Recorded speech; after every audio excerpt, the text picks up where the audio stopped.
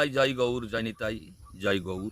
নিয়তি, নিয়তিকে না, নিয়তি হলো এই জগতে কর্ম অনুসারে যার যেমন মৃত্যু হবে সেই মৃত্যুটা যিনি ঘটান তার নাম হলো নিয়তি।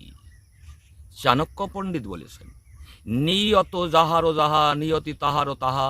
চিত্রপটে রেখেছে লিখিয়া, সাধ্য আছে কার, একটা চিত্রকার ফেলিতে পারে কভু মুছিয়া। নিয়তির হাত, ওই আমি যেমন যেমন করেছি তেমন তেমন আমার কপালে লেখা আছে। এই ভাগ্যের, এই নিয়তির হাত কেউ এড়াতে পারবে না, চাণক্য পণ্ডিত বললেন। প্রমাণ দিলেন গৌড়ী ও বৈষ্ণব জীবনীতে।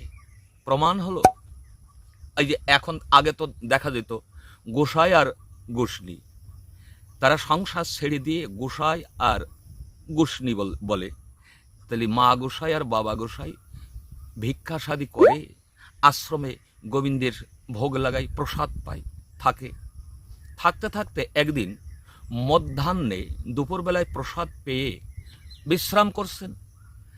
তো যিনি মা গোসাইনি ঘুমোয় গেছেন, আর গোসাই ঘুম আসছে না, এদিক ওদিক তাকাচ্ছে।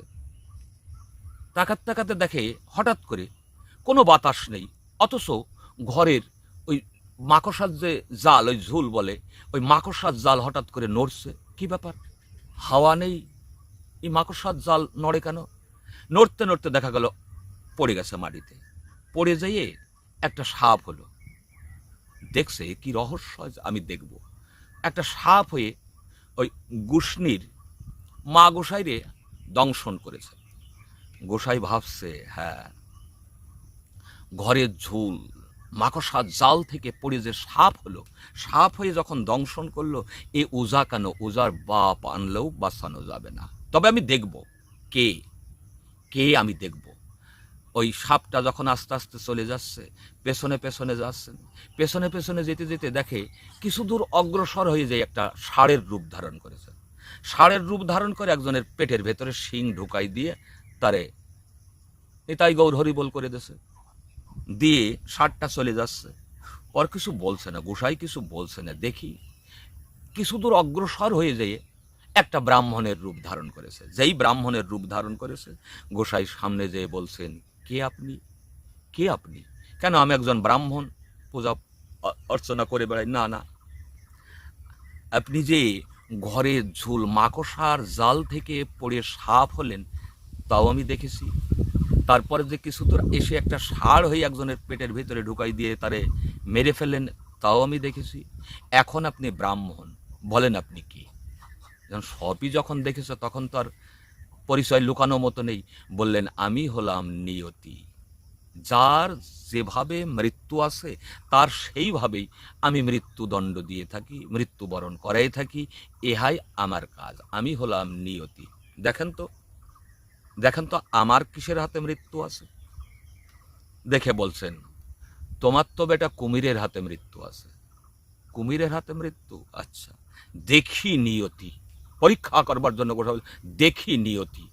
যে দেশে জল নাই, মরুভূমির দেশে আমি চলে যাব, দেখি তোমার নিয়তি। চলে গেলেন।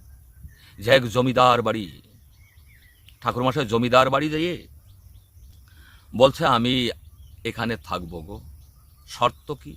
শর্ত আমার কিছুই না, আমি দুটো পেটে খাবো, আর যা করতে বলেন তাই করব।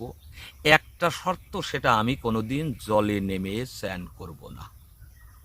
বাহ, ভালো শর্ত তো। জলে নেমে, আমাকে মরুভূমির দেশ গো, এখানে জল কোথায়? না, আমি শর্ত, আমি কোনোদিন জলে নামে স্নান করবো না। আচ্ছা ঠিক আছে, আপনি যা করতে বলেন আমি তাই করব। ফিরি। সেবা করতে লাগলেন। জমিদার বাড়িতে থাকেন, সমস্ত কিছু দেখাশোনা কাজকর্ম করছেন। করতে করতে জমিদার বাড়ি এত বড় একটা বিশ্বস্ত হয়ে গেছেন।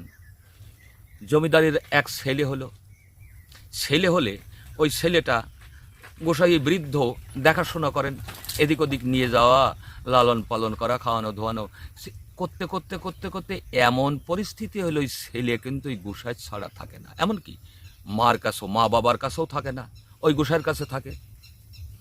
তো গোসার কাছে থাকতে থাকতে গোসার সঙ্গে এমন একটা হৃদ্যতা, এমন একটা মিল হয়ে গেল, ছেলেটা গোসাই ছাড়া আর থাকে না। আস্তে আস্তে আস্তে আস্তে ছেলেটা বড় হয়ে গেল, এবার উপনয়ন হবে। উপনয়ন হতে গেলে বিধান আছে, স্নান করতে হয়, স্নান টান করে শুদ্ধ হয়ে এসে উপনয়ন করাতে হয়।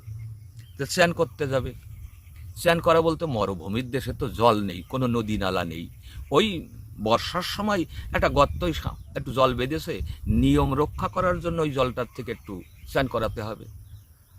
ছেলেটা বলছে আমি দাদুর ছাড়া যাব না, কারোর সাথে যাব না। কেউ নিয়ে যেতে পারল না। তাহলে জমিদার বাবু বলছে, আগো আপনার ছাড়া যখন যাবে না, তখন আপনি একটু যাইয়ে এই জলের তো কোনো রকম একটু স্নান করাই নিয়ে আসেন। বলে না, আমি তো বলেছিলাম আমি কোনো দিন জলে নামবো না, কোনো দিন জলে নামবো না। কেন নামবেন না? নামবো না, আমার মৃত্যু আছে কুমিরের হাতে, এই জন্য আমি কোনো দিন জলে নামবো না। দেখি নিয়তি, নিয়তি কেমন আমি দেখব।